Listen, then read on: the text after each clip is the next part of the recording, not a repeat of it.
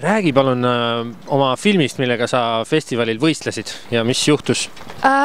Film oli selline, et me idee selleks saime sellest, et me töötasime mõlemad Meriliga tol ajal Tallinna sadamas ja me nägime hästi palju turiste ja turistid käisid meile tagasisidet andmas, rääkisid, kui ilus Tallinnas on ja kõik on väga puhas ja väga sümpaatne. Ja siis me läksime vanalinna ja täpselt samamoodi nagu meie video algab, me vaatasime Toompea poole, vaatasime, issand jumal, et milline vaade ja siis pöörasime selja taha ja vaatasime, et Balti jaam.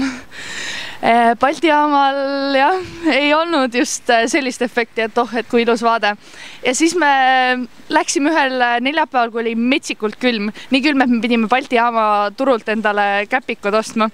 Läksime kohale ja siis tuli 2 kodutud meesterahvast meiega vestlema ja kokku me vestlesime 3 meesterahvaga ja siis sündiski see idee, et me lihtsalt kujutaksime nende elu sellisena, nagu see on.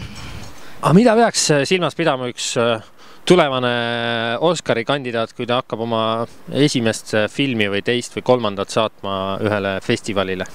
No meil vedas sellega, et meie film oli dokumentaalfilm ja need lähevad alati inimestele väga hinge, aga nüüd, kui ma vaatasin seda filmi uuesti, kui me bussis sõitsime, seda ma tegin ka, siis meil oli väga hea muusika. Meil oli täpselt niimoodi, et iga meie liigutus läks kuidagi muusikasse.